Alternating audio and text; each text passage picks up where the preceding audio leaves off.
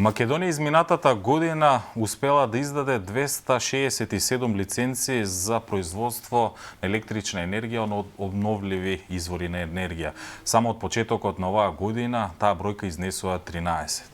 А првиот човек на регулаторна, Марко Бислимовски, кажа дека Македонија станува елдорадо во светот за производство на енергија од обновливи извори на енергија.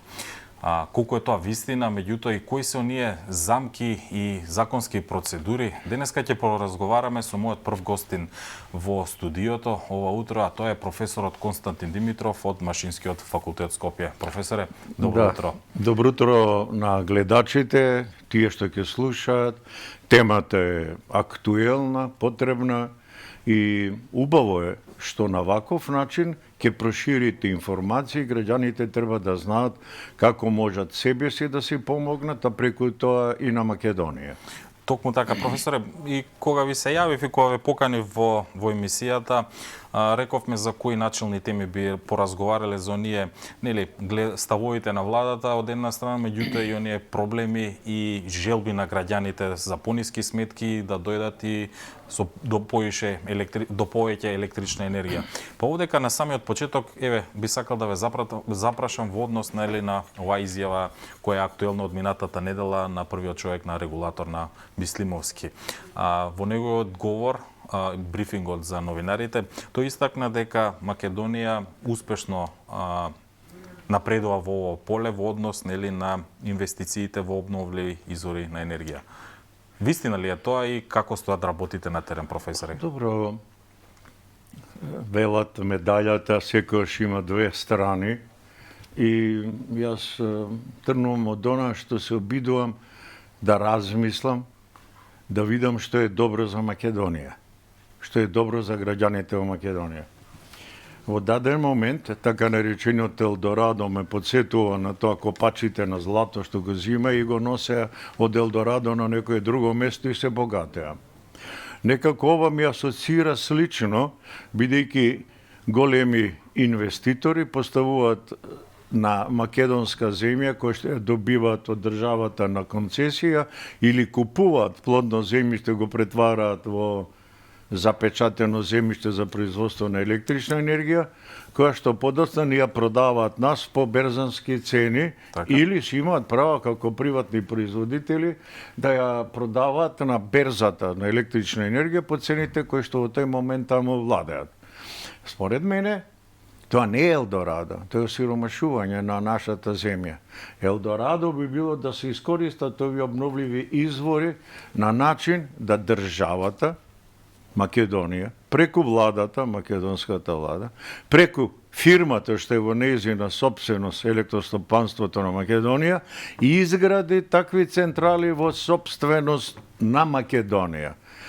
И одма ќе објаснам зашто.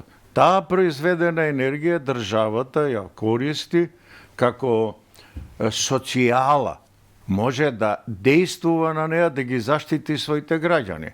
Значи, само таа енергија е во сопственост на државата, само таа може да користи како да направи определен притисок да се работи без профит, така, и граѓаните од своите средства што се издвоени да там. Што имаме ние добивка ако некоја голема фирма сега изгради едно чудо сончеви централи, таа ја транспортира низ нашите преносни системи кои што пак сме ги платиле ние надвор или ни ги продава со 10%, 15% поевтино од берзата. Ако ги градат да ги продаваат по цена колку е цената што е електростопанство, тогаш сме Елдорадо. Не сме Елдорадо. Елдорадо сме за тие приватници кои што тие ќе ги изградат и прават профит. Елдорадо, ама не за Македонија. Инаку, јас од секогаш зборувам дека владата нема слух и не сака да помогне да имаме диспрезирано производство на електрична енергија од домакинствата и малите компании. Ќе објаснам и зошто. Ќе продискутираме во понатамошниот дел од емисијата, професор, и тоа на Алдорадо. Да, тоа се дел од прашањата кои што ќе ги продискутираме и нели ќе побараме објаснување од вас постручно за граѓаните. Овдека еве сакам да некоја компарација да направам, професоре. Тогаш како ги коментирате еве овие информации кои што ги пласира токму владата во однос на тоа дека е зголемено интересот кај приватните инвеститори и минатата година се изградени централи од обновливи извори на енергија, повторувам, кои што ќе снабдат, можат да снабдат струја околу 6 градови во Македонија. Да, супер е и ќе ни ја продадат по таа цена по која што се продава на берза. Што добивме ние со тоа? Македонија ќе има електрична енергија и сега може да купи на берза. Јас се согласувам дека имаме фирми кои што инвестираат. Инвестиција за задоволување на сопствени потреби, работам на некои такви проекти, е извонредна работа. Со тоа се намалува потребата за увоз, кај што има профит само трговците со електрична енергија. И тоа е одлична работа. И тоа треба да се дозволи. И секоја компанија може. Но кога една компанија закупува земја и таму гради централа, која што електрична енергија продава на слободната пазар или ја продава на електростопанство на Македонија со цена што е берзанска, ја не гледам никаква добивка, освен што е земјиштето запечатено на 15-20 години, ако е добиено под концесија или ако е купено и од земјоделско е пренаменето во енергетско тип на земјиште за изградба на такви централи. Меѓутоа, професор, но треба некои законски одредби да кажат во некои земји. Имаш толку производство на обновлива енергија, но што станува со проблемот на балансирање?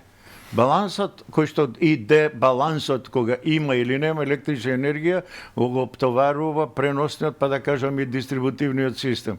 Ако бидат обврзани, например, да произведат една централа од 100 киловати, да има паралелно бекап, викаме, во позадина, уште една постројка која што ако не произведе електрична енергија, на било кој друг начин ќе произведе електрична енергија и да работи 6000 сати да обезбеди производство на енергија, како што се термоцентралите, тогаш веќе би било нешто друго, проблемот со балансирање драматично ќе се намали и цената за тоа и се друго. Но да не влогуваме во тие толку прецизни работи кои што ќе ги збунат вашите гледачи. Тогаш, професор, како го коментирате според вас сегашниот систем нели за регулирање на цени на струјата на домаќинството како добар и како ги гледате изјавите на владата дека тие ја субвенцираат струјата од 73%? Тоа е добро според вас? За срамење, од друга страна, во услови на социјална држава и на енергетска криза, меркава, доколку не би постојала, предпоставам би било катастрофална за граѓаните. Првата лекција на факултет што ја кажуваме на нашите студенти кои ќе дојдат во секторот на енергетика, велиме без енергетска основа, без енергетска база нема развој индустријски на државата. Нема сигурност, нема потенцијал, нема конкурентност на производот. Значи, мора да постои моќна база за производство на електрична енергија да ги задоволи потребите на стопанството. Дали тоа го правиме? Треба одговор? Не. Ние сме ги пуштиле стопанството низ вода, купуваат скапа електрична енергија на пазарот, преку трговците кои што прават профит. Кои се трговци со електрична енергија, оставам вие да ги детектирате или да ги коментирате. И кои го прават тој профит. Прашањето е зашто се прави тој профит? Зашто тоа го правиме? Затоа што немаме сопствено производство. Немаме доволно сопствено производство. Зашто немаме? Не сме граделе навреме, не сме одржувале правилно.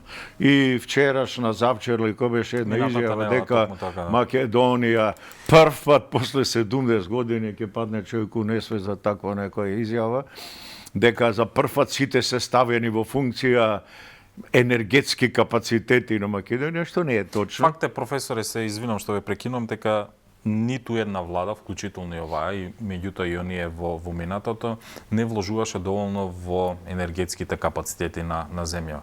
Резултатот го гледаме сега. Да.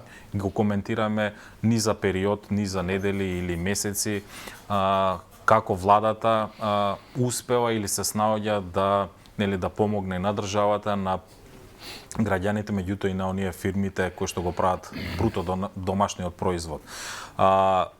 Кој е проблемот, професоре, според вас, што 30 години наназад не се инвестира доволно и сме до ова дередже кое што сме денеска? Проблемот е во владата, во сите влади, кои што не сваќа дека од, еве да кажеме, групација, сектор, енергетика, цел живот зборуваме ово што го кажувам. Без моќна енергетска база, за да го повлече стопанството напред, нема развој на државата. Значи, се прават поголеми стручњаци од луѓето кои што учеле за тоа, следеле примери во други држави и пренесуваат луѓе. Градите за да после не кукаме. Ние кукаме сега затоа што не градевме.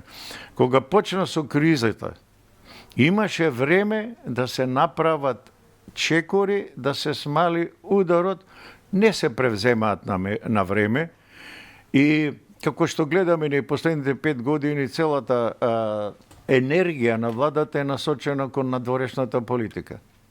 Енергетиката е, би рекле, последна дупка на свирката на некој начин, ама па таа боли. Дали се добри мерките? Краткорочно, тоа ти е како да ставиш мевлемче на рама, ама не лекуваш раната, луѓе. Што правиме ние? Сега малку помалку ќе плаќаш, а цел живот ќе плаќаш многу.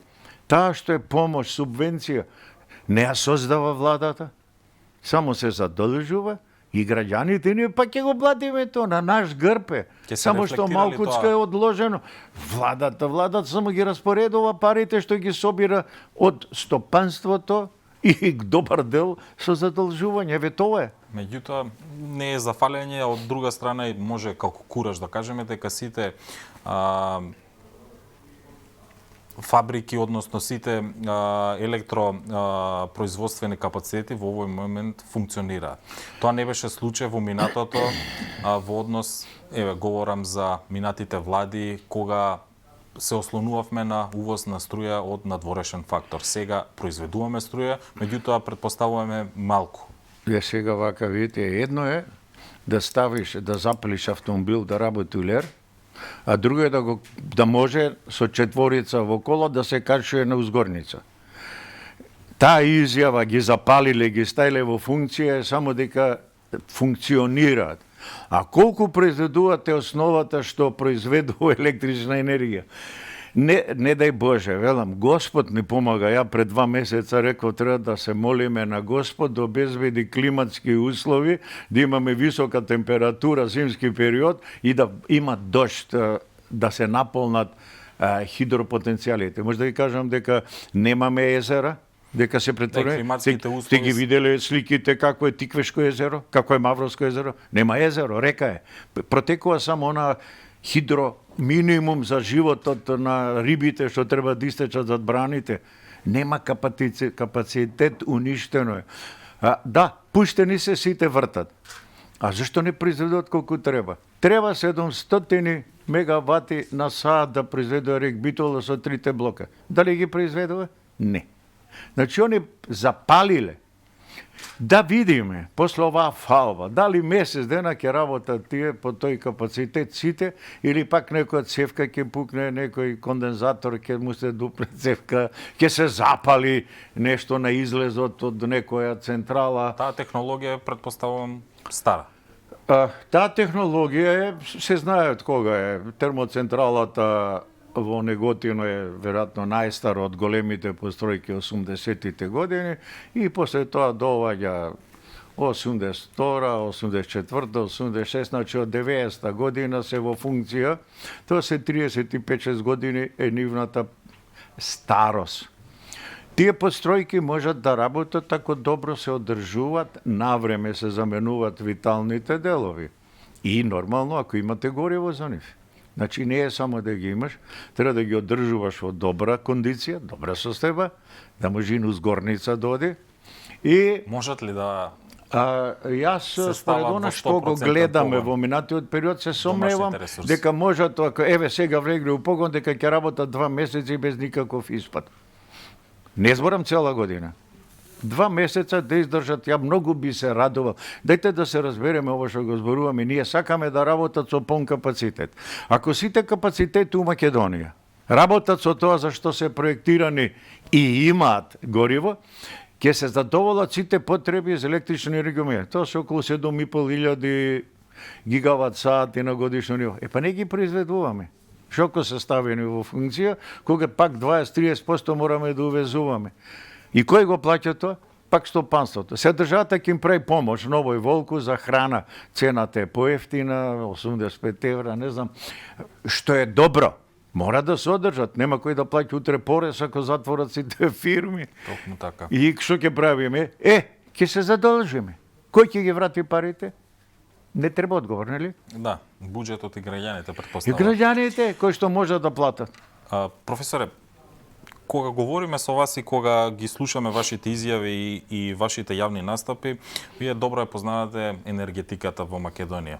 Во однос говорам овде и за гасот, стабилноста на земјава во таа сфера. Дека се користи проширениот капацитет на гасовот од Бугарија и со тоа доаѓа гас од Азербејџан во Македонија е информација која што граѓаните малкумина ја знаат. Тоа во исто време е добра информација за енергетскиот систем во земјава, меѓутоа земјава е се уште највеќе зависна од рускиот газ во земјава. Што имаме на тоа поле, иако и западниве земји меѓу која нели и нашата македонската влада говорите дека треба да се дистанцираме од овој енергенс поради нели случувањата во Украина. Колку сме ние како земја зависни од рускиот газ, професоре? Ние немаме енергенти, немаме течно гориво, немаме гасно гориво, имаме јаглен кој што не го користиме правилно и доволно. И имаме обновливи извори на енергија кои што треба да размислиме како умно да ги користиме. Што се однесува течно гориво, увезуваме, имаме фирми што увезуваат, регулаторно на недела дена менува цени горе-доле како што е на берза и плаќаме, нема друго. Со гасот исто така е проблематично што имаме една врска која беше во собственост на руска компанија, кај што бевме приклучени преку Бугарија. Нашата влада, почитувајќи некои договори со НАТО, рече неќеме да купуваме газ за да плаќаме во рубли, ќе купуваме газ да плаќаме во долари. Значи, разликата е само во валутата со која плаќаме, сепак плаќаме во денари кои што купуваме девизи. Дали се јуани, рубли, мене не ме интересира, битно е да добијам, ако можам, гориво поевтино отколку што е сега, за да имам некакви придобивки, како домаќинство, како стопанство, како држава. Бугарија направија во меѓувреме дополнителна комуникација со тој така наречен Цевковот ТАП, кој што е продолжение на некој трап, тој го вика, не, ТАП, ТРАП, кој што од Касписко море до грчка граница се вика ТРАП, после почне ТАП, Trans-Adriatic Pipeline. На него се приклучија со еден цевковод кој што е со капацитет на колку милиарда и 300 кубни метри на годишно ниво, го промовира, купија и што е добро, држава се гледа дека е Бугарија, направија договор на 15 години, не на 6 месеци, не на 3 месеци. И веа разликата.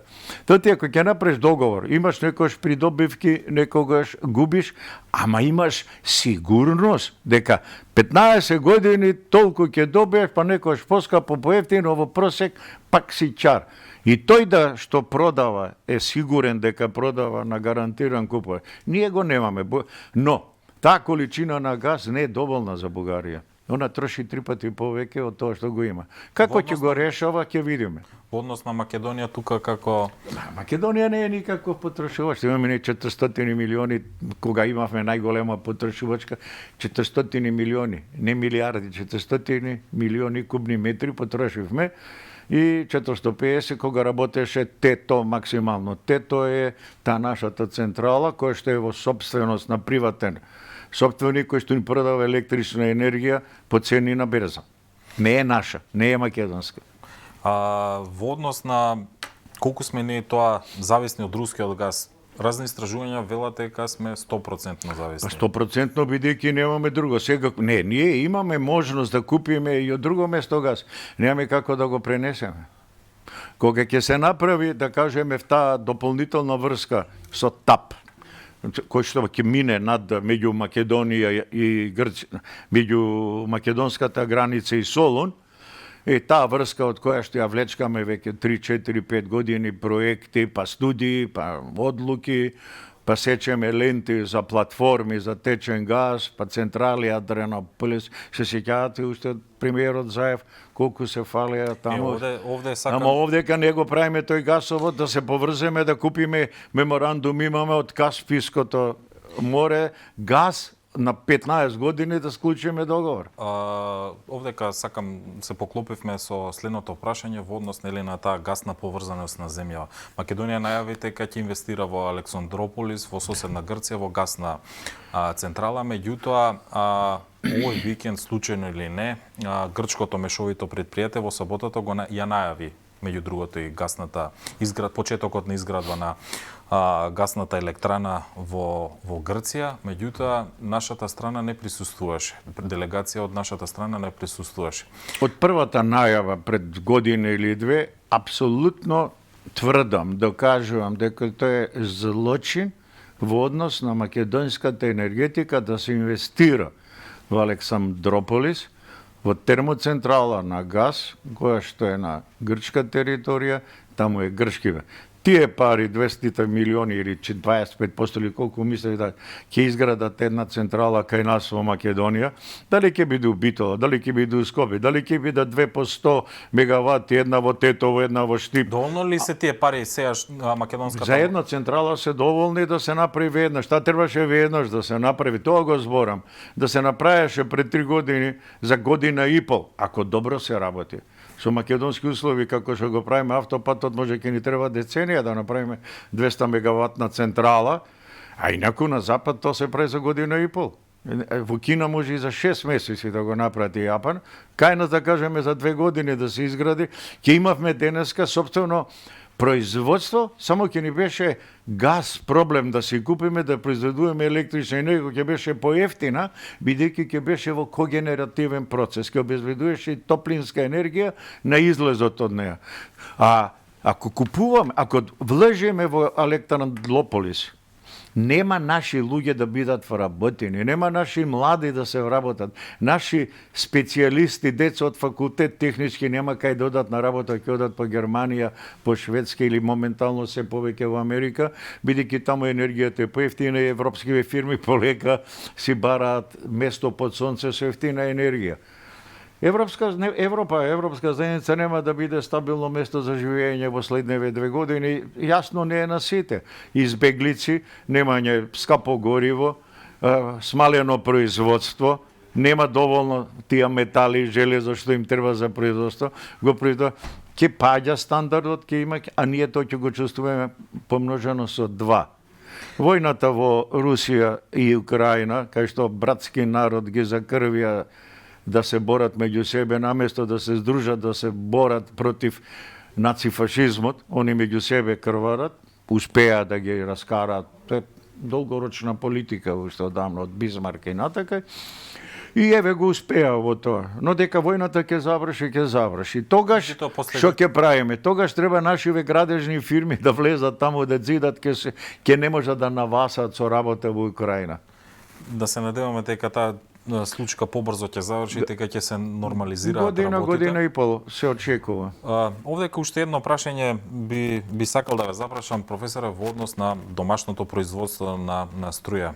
Законот за либерализација за производство на струја на домаќинствата, на предпријатијата, постои, каков е таков, меѓутоа, вие често пати го критикувате, односно често пати советувате, условно кажано, како би тој може да се подобри и како граѓаните да можат да произведуваат струја, електрична енергија, да немаат оние бирократски работи. Да бидат информирани граѓаните.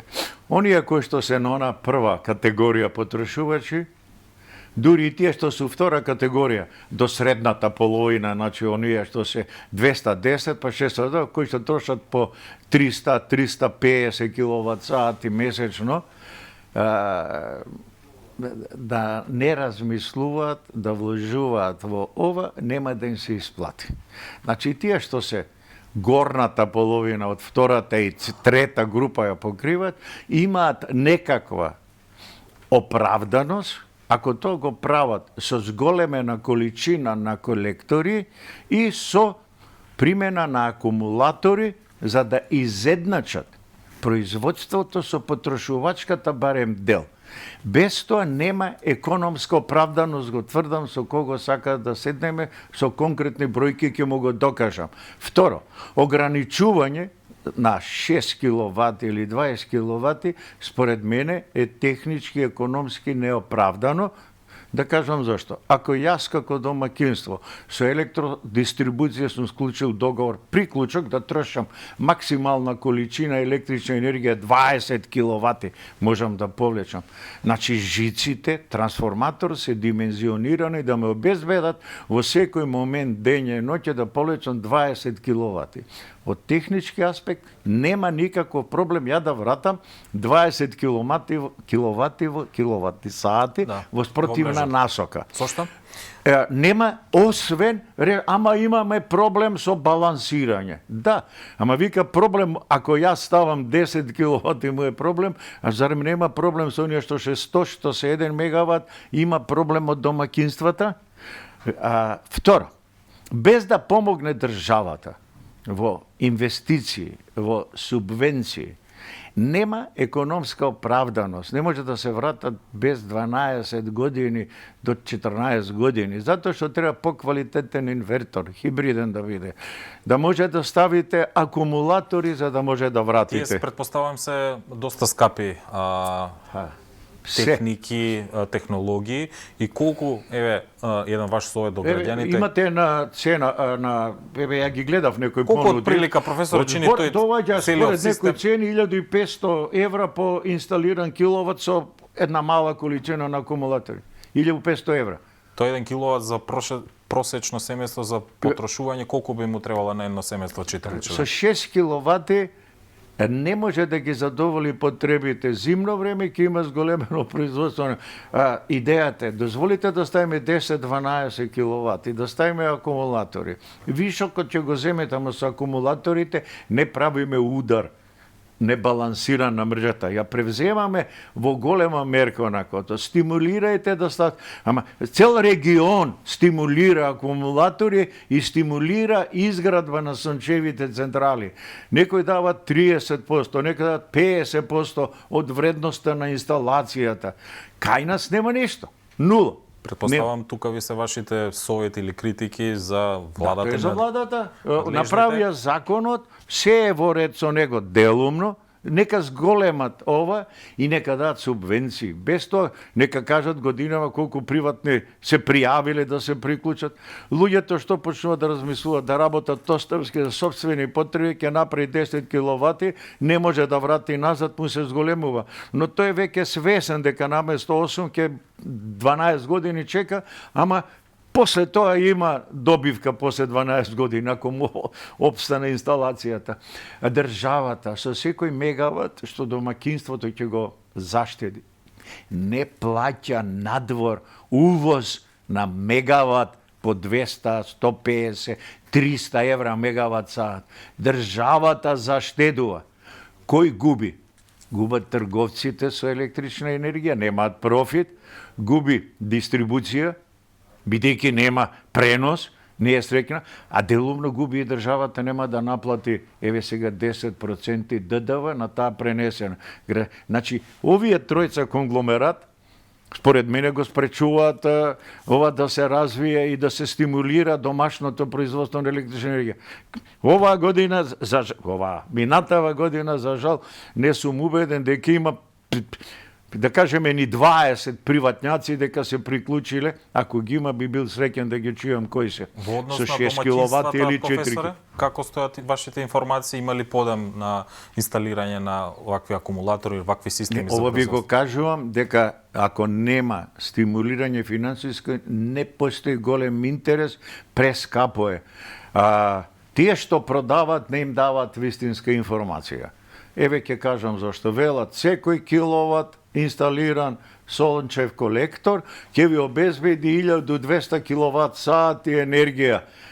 Да, може да обезбеди. Граѓаните од 1200 киловат сати е прашање дали 10 или 15% ќе искористат за собствени потреби. А другото и да го направат договор како просјумери со електродистрибуција, цената е толку ниска да 15 години не може да исплатат инвестицијата. Еве, тоа е проблемот. Државата не ќе да помогне на граѓаните. Граѓаните ако произведат за себе, државата не мора да увезува електрична енергија, што потоа скапо се продава на стопанството. Фајда ќе има стопанството. Тука е нашиот проблем. Тука ни е закачалка. Кои се трите институции кои што имаат придобивки? Придобивки се они. Трговците, деломно државата со тоа ДДВ-то што го наплатuje или електродистрибуција не се замара со балансирање на мрежата. И немаат добивки од транспорт, они живеат од пренос. Ти му смалуваш пренос, не будо ќе се грепчи да не ти дозволи. Токму така. Ви благодараме за одговорот на ова прашање. Колку толку се обидовме малку да ги разобличиме нејаснотиите на граѓаните во однос на она домашно производство на струја. И овдека во интерес на времето, професоре, на емисијата би сакал, еве, на почетокот на годината би сакал да ве запрашам кои се вашите предикции за оваа година. Споменавте пред малку во разговорот дека имаме хидрометеоролошка тешка година. Немаме доволно врнежи, немаме доволно полнење на езерата и оние природни резервати. Од друга страна, енергенсите може би сега се во затиште, меѓутоа секако се зголемени. Онаа политика која што ја води владата за сега се балансира и се успева до некаде да не бидат граѓаните на удар од сите некои поскапувања. Кои се вашите предикции за оваа година? Што може да енергетиката е во страшно очекуваме? тешка состојба. Енергетската состојба е катастрофална. Првиот момент кога државата нема да пумпа пари во електростопанство, ќе се почувствува тоа, сите ќе го почувствуваме. Првиот момент кога државата нема да може да земе кредит, нема да се случи, ќе не задолжуваат за да не држат на јадица утре како држава. И така ќе се купува електрична енергија, не знам колку ќе се копа јаглен, ќе ни забрана да го отвориме новите рудници за јаглен, евентуално ќе дојдат нови обврски да плаќаме такса за емисија на јаглен диоксид и ќе бидеме принудени да купуваме течен газ кој што е 2-3 пати поскап од овој газ што би дошол од Русија и би бил и е знатно поскап од оној ако ние направиме договор да донесеме газ од Касписко море од Шах Дениз. Тоа е тој изворот од кај што и бугарите земаат својата договор за се тоа што го кубики. наведовте, што говори, што не очекува еве во првото 6 месече во почетокот на годината? Сега имаме пад на цената на енергијата на светската берза. Тоест некако е да се врати нешто што било, нема никогаш. Ова е веројатно едно доста ниско ниво.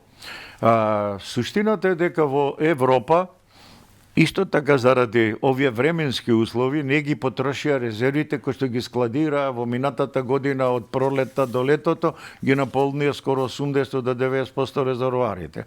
Они рачунаат дека имаат и во случај на доста остра зима до март месец комплетно да ги задоволат своите потреби со течен газ. Во меѓувреме веројатно се прават ќе успеат за уште една година да направат уште некое пристаниште за течен газ да зимат од Алжир, Америка, Кувајт, од било каде, но нема да можат целосно да задоволат потребите кои што се нужни. Тој ќе има недостаток на газ, ќе рипне цената на повторно на газот, ако се потроши овој резервите. Зимата уште не е завршена. Се извинувам. може уште да очекуваме некакви такви удари. Обично 8 март врне снег кај нас во Македонија. Да се надеваме дека не. Да се надеваме дека нема да измрзнат падовошките сите како последниве години. И цената ќе биде таа, ќе нема и во Европа, ќе поскапи производството, ќе ни поскапи се живо што го имаме. Единствено што нема да се зголеми се платите кај нас, бидејќи не можеме да бидеме конкурентни на пазарот и ги изгубивме веројатно и тој пазар за земјоделие што го имавме на исток. Тој сега е загубен, нема да можеме да настапиме Во однос таму. на граѓаните, професоре, сосема кратко, може ли да очекуваат зголемување на цената или зачување? Обично 2 пати годишно се регулира, односно се прават проекции за зголемување на цената. Кои се вашите размислувања во таа насока? Јас секогаш велам дека цената има апсолутно тенденција за растење. Не само заради покачување на цената на енергентите, него бидејќи се живо поскапува и то имаме ние инфлација. Па самата инфлација ќе качи цената, но ако имаме призната инфлација 20%, како очекувате? Да, вештачки ќе држиме на ниско ниво, дека можеме да се задолжуваме, да обезбедиме ефтина електрична енергија за граѓаните. Збориме за онаа категорија која што се на регулиран пазар, тоа се гласачите. Големата група на гласачи, замислите се да се рипне двојно цената на електрична енергија. Такви најави за сега нема. Не, па не смеа да го дозволат тоа. На клоци ќе истерат владата. Сосема на крајот, има ли некои оптимистички размислувања за граѓаните? Говорам овде да не ги вознемируваме или обратно да се припремат за нешто, некакво владата сценарио? да дозволи субвенции на сите и да им обезбеди што може побрзо во следниот период да постават сончеви колектори, максимум колку што можат, да нема ограничување, да кажат да, поставите 10 кило, ама субвенција има до 6 киловати. Нема проблем тоа. Ако имаш, како што прават на запад, и акумулатори, двојно ти се зголемува субвенцијата, затоа што малку правиш притисок, повеќе штедиш, помалку ќе трошам пари. Ама државата не е интересира што нашите приватни компании трошат пари за купување електрична енергија. Владата не плаќа таму ништо, само има ќар. Така. Ви благодарам за учеството ова утрина во утрински печат. Уште еднаш да ви се извинам за недоразборирањата во однос на координацијата наша, па се надевам дека и во наредна прилика ќе бидете наш гостин во утринската емисија. Јас се надевам дека граѓаните бар малку нешто ќе имат полза од ова што го слушаат. Така, затоа сме ние, затоа постоиме овдека Да се пренесе. Да се пренесе на граѓаните и надлежните се надевам да слушнат. Ви благодарам уште еднаш за учеството во утрински. Пријатно на сите. Почитувани, остануваме со програмата на утрински печат. Следниот разговор кој што го имаме за денеска, кој што го обави мојата колешка Весна Дамчевска со представникот на Сојузот на синдикати Слободан Трендафилов, со кого поразговара за нацрт законот за систем на плати во јавниот сектор, меѓутоа и за сите оние проблеми со кршење на работничките права. Па предлагам по джинголот и рекламите да го проследиме разговорот на мојата колешка.